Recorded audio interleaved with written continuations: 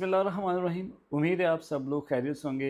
ख़ास तौर पर इंटरमीडिएट साल दोम के बच्चे तो अपनी तैयारी में मगन होंगे बिल्कुल।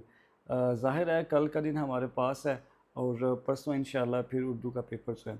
बच्चों का एक सवाल था कि सर काइंडली बता दीजिए कि जो सवालात हैं उनकी लेंथ कितनी होनी चाहिए, यानी खुलासा है, अशार की तशरीह है या मज़ामीन है, तो उनको हम कितना लंबा लिखेंगे तो हमारे नंबर्स अच्छे खासे आ सकते हैं। सबसे पहले मैं अपना बताता चलूँ कि मैं मोहम्मद अमीन, उर्दू लेक्चरर, सुपीरियर कॉलेज किला कालो वाला कैंपस से। तो बच्चे देखिए, हम हिस्सा तशरीह से शुरू करते हैं। सवाल नंबर 2 पेपर में, हिस्सा नज़्म और हिस्सा गज़ल। 10 नंबर की तशरीह हिस्सा नज़्म में से। उसमें आएंगे आपके पास 2 अशार, यानी 2 इशारे इकट्ठे आएंगे। आपने एक ही उनको मतलब इकट्ठे लिखना है, एक ही उनका मफ़हूम लिखना है। पहले आप उसका हवाला मतन लिख देंगे कि ये कौन सी नज़्म है, कौन सा इसका शायर है। अब उन दोनों अशार की तशरीह कितनी होगी? एक शीट जो आप किसी भी बाज़ार से परचेज़ करते हैं, ख़रीदते हैं आप, यानी वो 4 सफ़े बन जा रही है। एक शेर की तशरीह 2 सफ़े, एक ये हिस्सा, एक दूसरा हिस्सा उसका। अब आप अशार की तशरीह में उसके हवाले के अशार लिख सकते हैं, अक़वाल लिख सकते हैं, आप किसी कुरानी आयत का तर्जुमा लिख सकते हैं, आप हदीस का तर्जुमा लिख सकते हैं। जो आपको लग रहा है कि रेलिवेंट है, आप उसमें वो ऐड कर सकते हैं। हिस्सा गज़ल की 3 अशार आएंगे। एक शायर की गज़ल में से आ सकते हैं या दोनों गज़ल में से आ सकते हैं। आप हर शेर का अलग से मफ़हूम लिखेंगे, अलग से आप तशरीह लिखेंगे।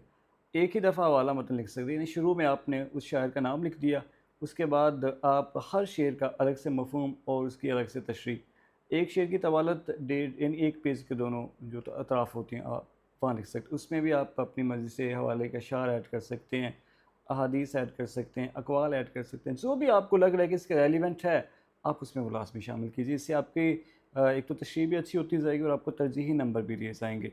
उसके बाद आ जाता है सबक का खुलासा। सबक का खुलासा जो है वो 2 आएंगे, उनमें से किसी एक को आपने चूज़ करना होगा।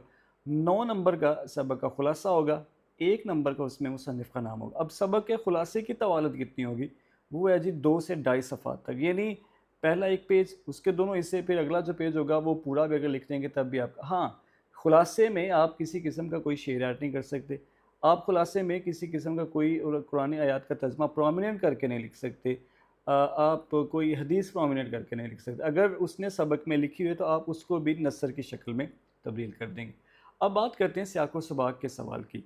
हवाला मतन, सियाक़ व सबाक़, फिर तशरीह। ये 15 नंबर का सवाल है। इसमें तशरीह की जो तवालत है वही जैसे हमने पीछे बात की, जितनी हमारे खुलासे की तवालत होगी उतना ही इस सियाक़ व सबाक़ के हवाले से पैराग्राफ की तशरीह वाले सवाल में भी तशरीह की तवालत उतनी होगी, यानी 2 से ढाई सफ़हात तक इसकी तशरीह हो सकती है। इसमें भी आप शेर लिख सकते हैं, कुरानी आयत का तर्जुमा लिख सकते हैं, अहादीस का तर्जुमा लिख सकते हैं। जो आपको लग रहा है कि इस इबारत के हवाले से सही है, वो आप इसमें शामिल लाज़मी कर सकते हैं, ताकि आपकी जो तशरीह है वो मज़ीद लंबी होती है। यानी 5 नंबर का खुलासा होता है। अब उसका खुलासा कैसे लिखा जाए, बारहा बच्चों को क्लास में बताया गया है कि आपको इसमें ज़रा भी परेशान होने की ज़रूरत नहीं है।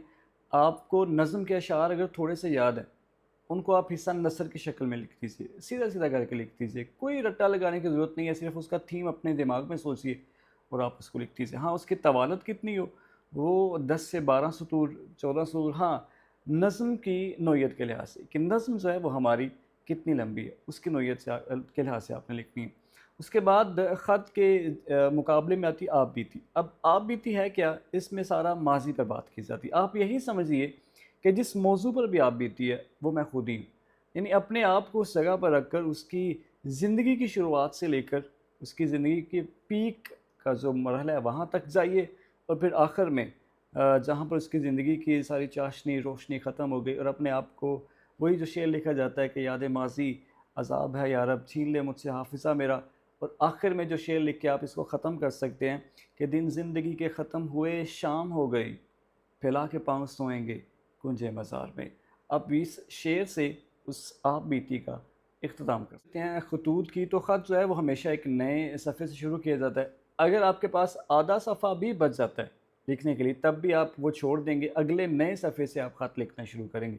ख़त की जो लंबाई है वो 1.5 सफ़े तक भी जा सकती है। वो ख़त के मौजू के लिहाज से कि वो किस तरह का देता है, कि आपने अपनी बात मुकम्मल करनी है। पहला हिस्सा जो ख़त का होता है वो आप अपना तारुफ़ थोड़ा-सा देते हैं, दूसरे हिस्से में आप उस ख़त के मुतल्लिक़ जो भी आपका मौजू होता है उसमें बात करते हैं। यानी अगर 1.5 सफ़े तक भी जा रहा है اس میں کوئی قواعد نہیں ہے، آپ اس کو لکھیے۔ اس کے بعد ہے مضامین۔ مضامین جو ہیں وہ 20 نمبر کا سوال ہے، 3 مضامین آئیں گے، آپ کو ان تینوں میں سے کوئی ایک کرنا ہوگا۔ اب کون سا کرنا ہے؟ جس کے بارے میں آپ کے پاس کافی سارا مواد موجود ہے، آپ اس کے اہم نکات جو ہیں اپنے پاس لکھ لیجئے، پھر آپ ان اہم نکات کے متعلق ہی پھر لکھتے جائیے، آپ کو آسانی ہوگی۔ مضمون کی جو طوالت ہے وہ 2 شیٹس آپ بازار سے خریدتے ہیں، یعنی ایک شیٹ پوری جو آپ خریدتے ہیں اس میں 4 صفحے ہوتے ہیں، پھر جو دوسری کم از کم آپ کو 2 شیٹس کم از کم اتنا لکھنا پڑیں گی۔